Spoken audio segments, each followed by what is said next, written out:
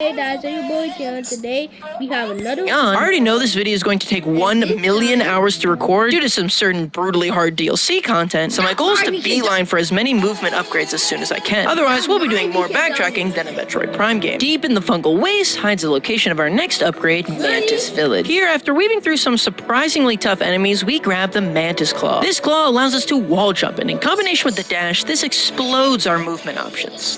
Boom, hit, boom. Jump, hit, jump, jump, jump, jump, jump, jump. Dude, I'm the GOAT. But before we play with our new wall jump toy, it's time to take on the boss of this area, the Mantis Lord. And oh god! Now for reference, I have played this game before, but I really just played through the main story. And when I played, I remember resetting this fight for hours upon hours. And with less than 2 hours on this file, I was severely underprepared. But I decided to head in anyway. I'll probably get my cheeks clapped. I gotta remember the attack pattern. Hit, jump, jump, hit. Come on. See, the one is easy. The one I can always do. Oh, that was clean. I think the hardest part is knowing which way he's gonna throw his boomerang. Oh, crap. Okay. I managed to finish off the rest of the first Lord without taking another hit, and now it's time to take on the other two at the same time. Oh, crap. Oh my god, I can't believe I squeezed in a heal there. That was crazy. Oh crap, I tried to heal. That was stupid. Oh god, I'm not gonna get a first attempt at all. Bad things only happen when I try and heal. I should just never heal. Okay, jump. Oh. Okay, I gotta heal in. Nice. Oh, how did I get hit by that? That was stupid. That was just dumb. I should have waited. I got nervous. I'm getting nervous. Oh my god, I got one. Okay, I healed, but then I instantly got hit, so it didn't matter. Come on, can we just get a heal in? Okay, we got a heal in. Come on, no way. Oh my god, first attempt! I am actually goated. Oh my god, suck on that, Mantis whatevers. Oh my god, yeah, bow to me.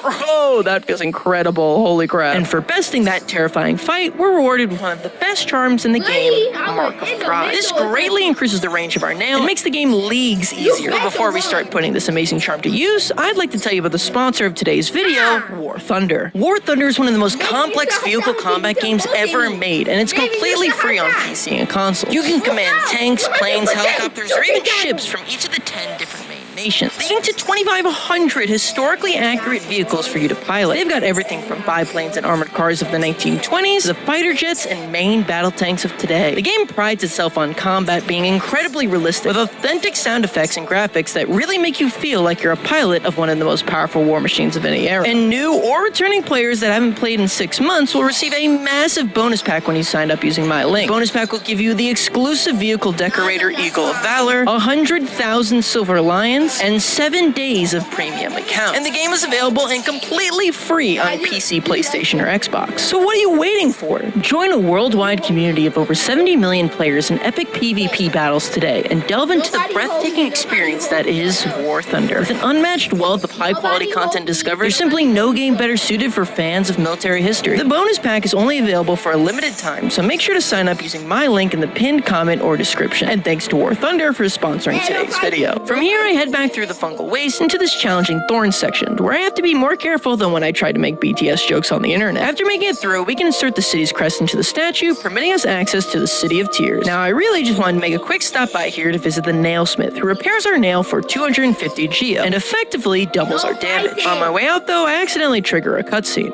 Oh, it's raining black. That seems good. Morning! It's no surprise that you managed to reach the heart of this world, and in doing so, you shall know the sacrifice that keeps it standing. If knowing that truth, you'd still attempt to roll the Hollow Knight's perpetuation, keep the grave in ash, and mark it as grand. Okay, yeah. Reading challenge level of gave it all still. game cannot read. And I still don't. I don't know the story of this game. I played through like twice, and I still don't get what's supposed to be going on here. I still don't understand at all. It's like there's a Hollow Knight. Everything beyond that is completely obscure to me. After ordering Clearing a couple cases of Hooked on Phonics, I leave the city, but on my way out, I sell some of these Hollow Nest seals I picked up to the Relic Seeker. Usually, I hold on to these until right before I want to buy something, but I haven't died this entire playthrough so far, so what could possibly go wrong? Zo, my boy! More like Goat the Mighty, you know what I'm saying? You guys get it? I head back to Dirtmouth and buy the rest of the map supplies from the woman I am very scared to search on Reddit. My next major goal is to finish my movement upgrades by getting the double jump ability. But to get that, first we'll need another ability from an area called Crystal Peak, so I start making the trek there. But along the way, we run into the brooding Mawlek. Oh my god. Oh, you suck. I'm good. Okay, he hit me. Just don't get greedy with my attacks. Woo! Oh, I went right into him. Okay. Oh, how did I get hit by that? All good. Oh my god, I can't believe I dodged that. Heal. Okay. Okay, just take it slow, I think is the thing. Oh, he's dead. Oh, that was easy. I thought you were gonna put up a fight, brother.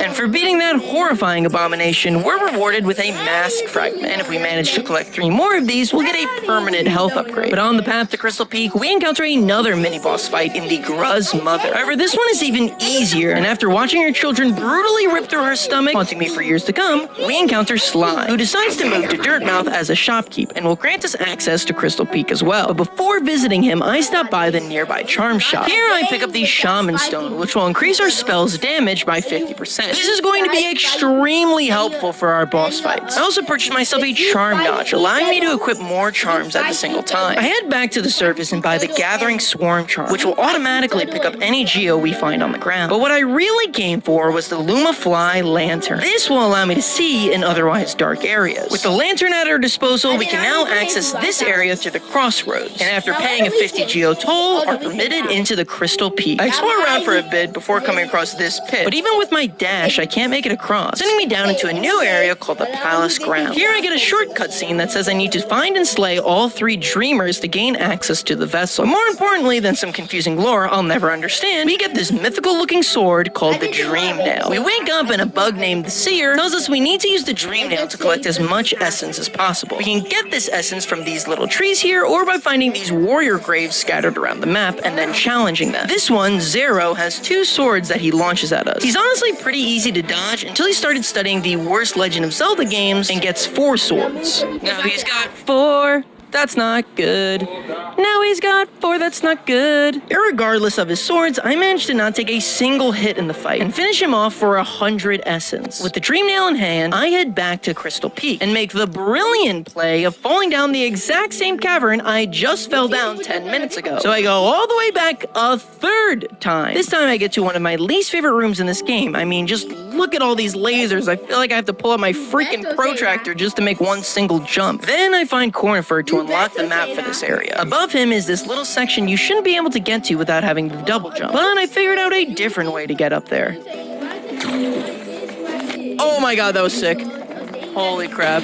That felt amazing. Now, I'm pretty sure that this is like a super easy skip that everyone knows about, but that's one thing I love about this game. It really just makes you feel so smart whenever you accomplish anything. I continue heading upwards and find a mini-boss in the Crystal Guardian. He fires these lasers at you, but he moves very slow, which lets me shred through this fight in less than 30 seconds, giving me access to a bench and 400 geo. Further down, we get introduced to one of my least favorite enemies in the game, this crystal fly thing. They fire these crystals onto the ground and then sprout up and damage you if you manage to step on them. They aren't even really hard to kill per se, they're just so annoying, just oh my god, let me land on the ground, I hate you. I find another section that I'm not able to access due to my lack of double jump, but luckily there's this little miner beetle right next to it. If you can get him to throw his pickaxe at just the right angle, you can pogo jump off it and make it up there anyway. But here is where disaster strikes. Come on. See, this is, oh, that was really my first death to this stupid guy? Really? That's kind of embarrassing. I managed to make my way through this time and realized that I had done this all for a single grub, whom I deathless run away for a dumb caterpillar. I continue on right, and after getting through a couple decently tense platforming sections, I unlock the Crystal Heart. This allows you to charge a super dash that pushes you forward until you hit something. The Crystal Heart is extremely useful for getting across long horizontal gaps that we might find. Now, equipped with the Crystal Heart, I go back through this chamber and make a shortcut back to Dirtmouth. With my geo replenished, I head to Sly's and buy 2 more mask fragments, giving me a 6th mask. I need a little bit more cash to buy everything I want, so I head to Grandpa Grub, who showers me with Geo for rescuing a couple of his children. This gives me just enough Geo to purchase a simple key. I take this down to the City of Tears and use the key to open this hatch to give me entry into the Royal Waterways. The main feature of this area are these little guys who, when you hit them, they make like me right after college and gain a ton of weight. I find a mask fragment, buy a map, and then stumble into the Orange Line of Boston, a cavern covered in feces. Inside, we find the Dung Defender, or as I call them, diapers. He throws these balls of poop around the arena that bounce off the floors and walls, and you've got to track the way they're bouncing to try and avoid them. But that's pretty easy. What's much more difficult is this stupid little baby dive that he always does that I always fail to estimate. Oh my god. Irregardless, he goes down without too much trouble. Defeating the diaper lets us into Yzma's Grove, which we'll need for our Crystal Heart Super Dash to cross these acidic pits. But no longer shall that be a concern for us, as at the end of the grove lies Yzma's Tear, which lets us swim through any water that we might encounter. This allows me to reach a ton of previously blocked off areas. After heading through this pit we're dropped in, I make my way to another new area, the Ancient Basin. And things are, not looking good here. I imagine in the lore, Hornet came through here and, like, sucked all the color out with their needle or something. I have no clue what the lore of this game is, but I'm sure it's important. But what's more important is after a couple super dashes, we encounter someone who I definitely remember from my first playthrough. Oh, I remember this guy. Oh, I'm in for a butt whooping. I remember this guy. Yes, on my original run through, this boss gave me huge amounts of trouble. And there's a couple reasons that he's so hard. Firstly, he's just really fast, with his attacks being erratic and rarely conveyed. Secondly, when he sprays goo at us, which is what I did to your mom, by the way, it can be really hard to position yourself to squeeze through the gaps. Thirdly, he spawns these little orange ghosts that get in your way the whole time and mess with your jump patterns. And lastly, this. I get down to my last mask, but managed to string in a heal at just the right moment. And I even managed to build my life back up to a 3rd mask, and then a 4th. Wait, am I about to do this on my first try? Come on, just heal. How many phases does this guy have? Oh. That many. Bro, imagine holding that fat L. Imagine me beating you on the first try. And for beating him, we are given the Monarch Wings and unlock our final major movement ability in this game, the double jump. Just 5 hours in, and we can access the vast majority of the game. But our double jumping ability is going to immediately be put to the test, as the soul of the broken vessel still lingers. And by using our Dream Mail on it, we can enter into a fight with an upgraded version of him, the Lost Kin. Now, this was far and away the 2nd hardest boss of my original playthrough. I am not joking when I say probably a quarter of my playtime was just spent rematching him over and over and over again. But as you guys have seen, I've gotten a lot better at this game now. So surely, this should be a walk in the park, right? No, it was not. So I decided to come back here once I'm much stronger. I pay to have a fast travel stag station point set up here and head out. With all the movement options now unlocked, I decide to head back to some older areas and collect what I missed. And I start with the Forgotten Crossroads. But when I arrive, things are a bit different. Oh, what the heck happened to the crossroads? Why are the crossroads all weird now? I had no idea this was going to happen. Yeah, I guess by killing the broken vessel, we unleashed this orange stuff into the crossroads. And not only is this just absolutely vile to look at, it's also segmented off tons of pathways, making this area much more annoying to navigate. The biggest reason I wanted to come back here, though, was to visit the charm shop, as I've now collected enough charms to get my 6th charm notch, as well as one of the top 3 best charms in the game, Quick Focus. This, if you couldn't tell, makes focusing much quicker, which is an invaluable skill for boss fights, and allows you to squeeze way more heals in. And speaking of boss fights, while strolling around the City of Tears, I happened to come across the Watcher Knight boss. Only problem is that I was not prepared at all for this and still have my general exploring charms on. But this guy's attack pattern is pretty simple, so it shouldn't really be a... Okay, and another one's alive now? Alright, this is not feeling super great. Yeah, this fight becomes infinitely harder once you introduce a second knight, as their constant barrage of attacks don't even give you a second to heal. And since I don't have Quick Focus equipped, it makes threading and heals even harder. Oh my god, how was I supposed to dodge that ever in a million years? Oh my god, oh my god. In case it wasn't obvious already, I do not win this fight. I decide to try it again, and for my charms, I go with Quick Focus and Shaman Stone. My hope is to rush through each knight by lining up Vengeful Spirit shots and then hit them both. But without Mark of Pride equipped, it makes my nails smaller than the chances that I actually 100% balloons TD6 for a video. I saw someone online say that it's actually a really bad idea to equip Mark of Pride, because then you just get so used to its massive size that you become much worse with the regular nail. And I can personally vouch for that, as I get ripped a new one in this fight. So this time I opt for Mark of Pride and Quick Focus. This goes significantly better, and I actually managed to kill one of them. But I guess the second one of them dies, another one of them takes their place, so I gotta kill every single one of these guys in the background. I think the point of this fight is supposed to be that the knights are really easy to kill, there's just a lot of them. But since we're doing this with barely any upgrades to our nail, it takes a while to chunk through them. Not to mention, if they start rolling at the same time, you are screwed, because one will roll along the floor, and the other will bounce to the ceiling, meaning you're guaranteed to take damage. However, I've learned that during the cooldown, there's a ton of time to heal. Sometimes I can even get 2 or 3 heals off thanks to quick focus. My biggest tip for you is just to stay in the air as much as possible. And after what feels like forever of fighting... Nice! Whew, that one is a bit of a thinker, jeez. That was like the nerdiest thing that somebody could have said after that. That one is a bit of a thinker. We're rewarded with a ton of Geo, and access to the first dreamer we were told about before. And after focusing her up, we're 1/3 of the way to unlocking the final boss of the game. For us, that means nothing. We have so much more to do. And one of those things is going to be this nearby elevator into the Soul Sanctum. But he serves as just a warm-up, as our true adversary is waiting just outside. Here we go.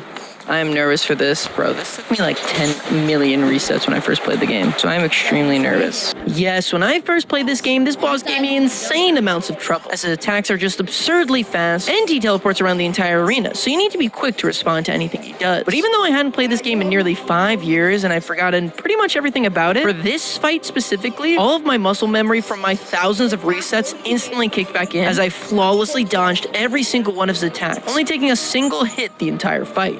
That fight gave me so much trouble when I was a kid. When I first played this game. Bro. Oh, okay, it's not over. Oh, no, it is over. What? Really? Oh, no, he has a phase 2. There we go. I thought that might be... I was like, what? Oh, my God, okay. Now I remember why this is so hard. Okay, sometimes he does the shockwave, sometimes he does not.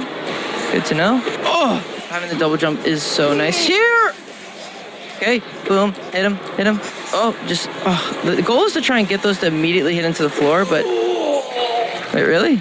Bro's got no third phase? Why did I struggle with that so much as a kid? For defeating the Soul Guardian, we're given our second spell, Desolate Die, which gives us both a damaging spell that's significantly more powerful than Vengeful Spirit, and a way to break through the cracked floors we've been seeing all around Hollownest. Before we go backtracking to use it though, it's time to see the true reason the Soul Guardian gave me so much trouble as a kid, as he has a Dreamer form. And in my initial playthrough, this was far and away the boss that took me the most time in the entire game, and it's not even close. In fact, the first time I played this game, trying to beat this boss probably totaled the full half of my playtime. But I decided to take him on now for no other reason than he's just kind of out of the way, so it'd be annoying to come back here. I'll probably get it like first or second attempt, I think.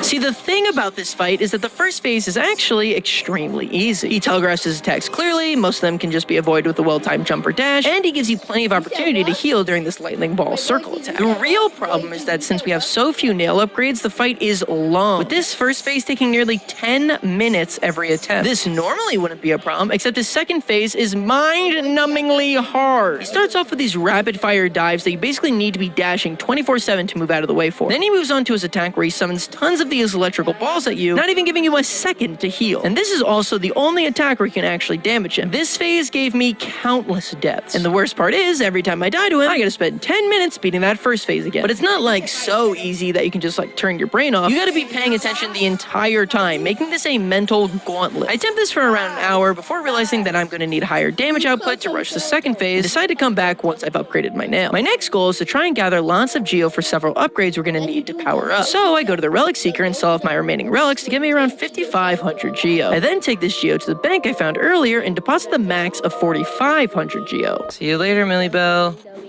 Oh my god. What a great girl. Oh, Millibelle, and one more thing.